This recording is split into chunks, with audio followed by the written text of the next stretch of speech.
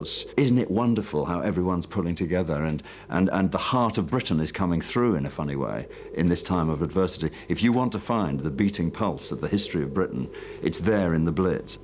It's an odd kind of war propaganda, rather enlightened in a way. Heart of Britain is very much the exception in Jennings' wartime films. It is virtually the only time in his work that he makes reference to the enemy, let alone encourages us to hate them. Indeed, as the war grew more desperate and losses mounted, Jennings' films did not become more strident and militaristic as one might expect. Quite the reverse. They grew ever more oblique and gentle, concentrating on the essential qualities of Britain and the British.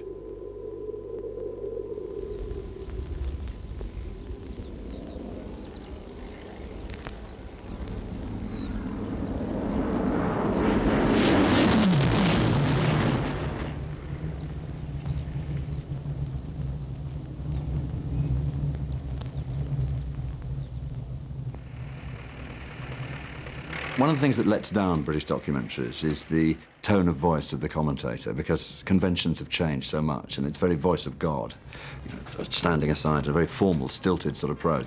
Listen to Britain gets rid of all that, and it is entirely a collage of musical sounds.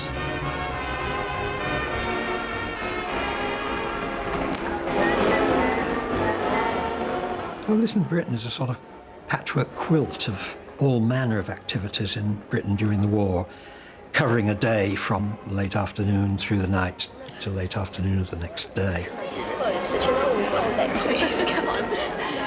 You're not just listening to musical life of Britain, you're listening to all sorts of strange sound effects.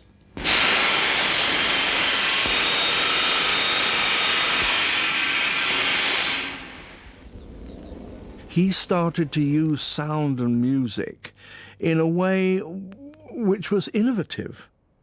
Many of the most beautiful effects in this, as in other Jennings films, were the result of his close collaboration with the editor Stuart McAllister. All of Jennings' most important films were edited by McAllister, and one of the films, maybe Jennings' masterpiece, Listen to Britain, is actually dual credited as directed and edited by Humphrey Jennings and Stuart McAllister. Humphrey and Mac worked so closely together that they started in the cutting room at 9 or 10 in the morning and never stopped. I would come in about 7 o'clock the following morning. They were still there, arguing over one frame, arguing like mad over one frame. And Mac would say, I want it this way. Humphrey said, I bloody well have it this way. And they'd fight like cats, and Mac usually won. He was a genius editor.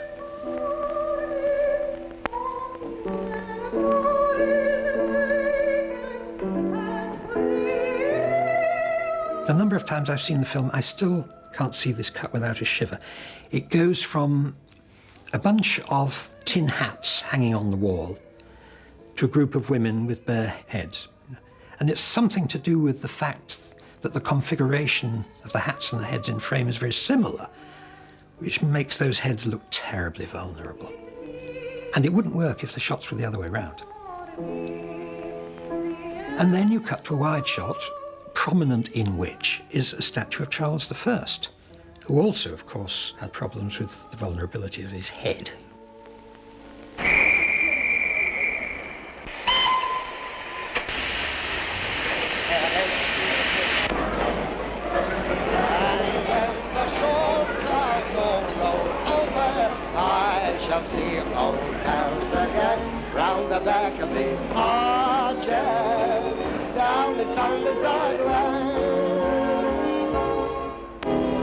I'm a guy who's never going to roam again once I'm in the old hometown.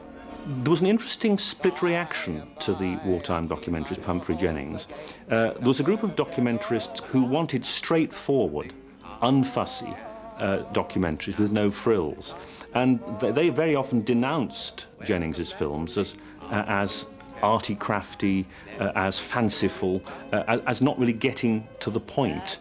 But we do have evidence from the film officers who went round with these films that people applauded, that they wept, And I think the reason for this is that during wartime, people's emotions and sensibilities are heightened, and there's a particular desire to know who you are and what you're fighting for, to feel yourself part of a history and a culture. And I think Jennings told people what it was for.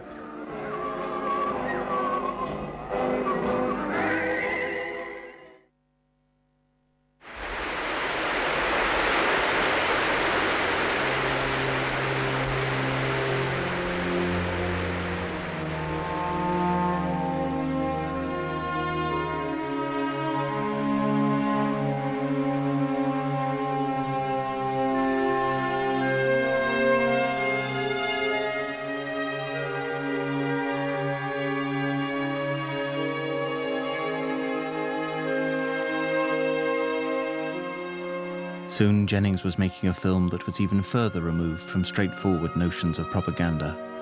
He wanted to tell the story of the infamous Nazi massacre of Lidice, a village in Czechoslovakia. His innovative approach to the story combined elements of documentary and drama.